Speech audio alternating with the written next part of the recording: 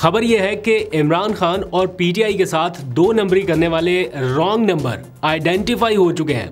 उनके एहतसाब का वक्त भी आहिस्ता आहिस्ता करीब आ रहा है और बहुत जल्द आप देखेंगे कि उनको नाम लेके शायद एक्सपोज किया जाएगा और आधी अधूरी या यूं समझ लें कि जानबूझकर गलत मालूमात कन्वे करके पीटीआई को कैसे नुकसान पहुंचाया गया, इमरान खान के मैसेजेस किस तरह से गलत कन्वे हुए, इस बारे में अब पार्टी के अंदर ना सिर्फ डिबेट शुरू हुई है बल्कि कुछ लोग आइडेंटिफाई भी किए जा चुके हैं। इसकी कुछ तफसीलात सामने आई हैं, वो आपके सामने रखनी है। ये पिछले कुछ दिनों में सोशल मीडिया के ऊपर आपने ऑब्जर्व किया होगा कि बहुत ज़्यादा शोर शराबा रहा या बहुत ज़्यादा चर्चा हुई इस बारे में कि पार्टी के अंदर कुछ लोग हैं। तो शुरू में लोगों को लगा कि ये बस ऐसे ही सोशल मीडिया का शोर शराबा है और हर कोई, चूँकि लीडरलेस एक मूवमेंट चल रही है तो हर कोई अपने आप में लीडर बना है, तो इसलिए भी ये सारा कुछ चल रहा है। लेकिन इसमें कहीं ना कहीं कुछ ना कुछ तो बात ऐसी है जो पीटीआई की संजीदा लीडरशिप भी अब ये बातें कर रही है कि हम तक इमरान खान के मैसेजेस उस तरह से कन्वे नहीं किए गए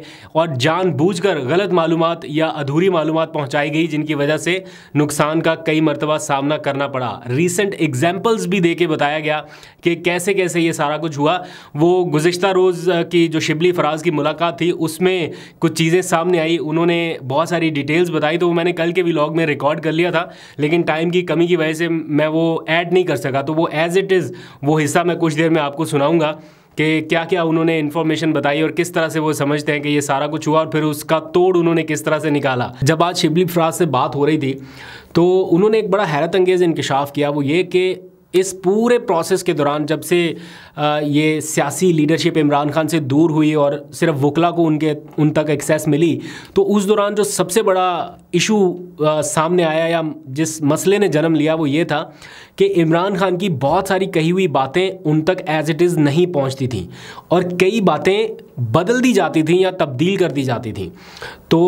उसकी वजह से उन्हें काफ़ी मुश्किल का सामना करना पड़ा। कई फैसले ऐसे हुए जो नहीं होने चाहिए थे या जिनके बारे में इमरान खान ने कहा ही नहीं था। और मैंने उनसे फिर पूछा कि क्या आपने ऐसे लोगों को आइडेंटिफाई किया जो इमरान खान से मिलने के बाद आप लोगों तक गलत इन्फॉर्मेशन पहुंचाते रहे? वो कहते बिल्कुल ये लोग आइडेंटिफाई हो चुके हैं और वक्त आने पर इनका एहतसाब होगा और इमरान खान के सामने ये सारी चीज़ रखी जाएगी कि इन लोगों ने ये इन्फॉर्मेशन दी जो कि दरअसल थी ही नहीं। उन्होंने एग्जाम्पल दी कि जैसे स्पीकर खैबर पख्तूनख्वा असम्बली के लिए इमरान खान ने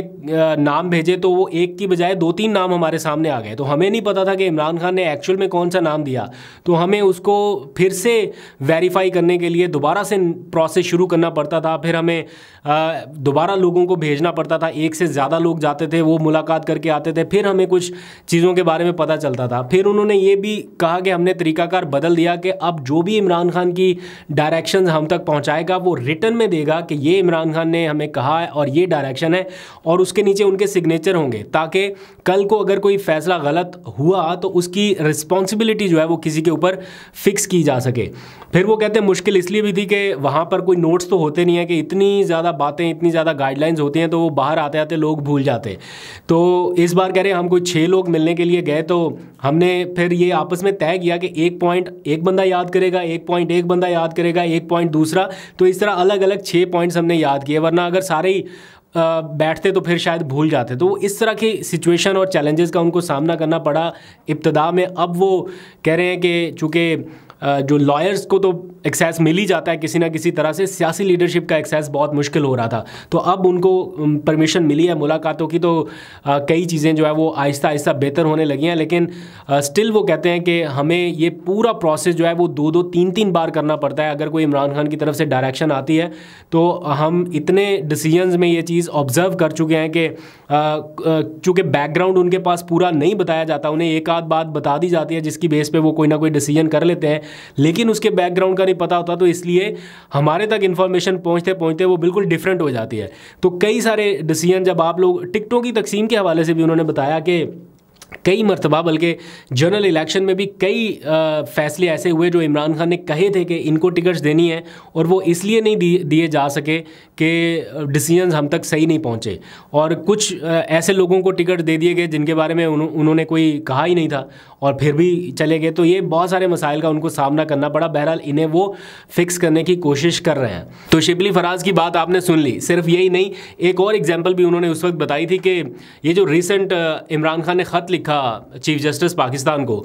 उस ख़त में भी वो कहते हैं कि इमरान खान ने रिज़ाइन का मुतालबा नहीं किया था चीफ जस्टिस से, लेकिन जब वो प्रेस रिलीज़ बाहर आई या वो उनका प्रेस नोट बाहर आया या उनका ख़त जो है वो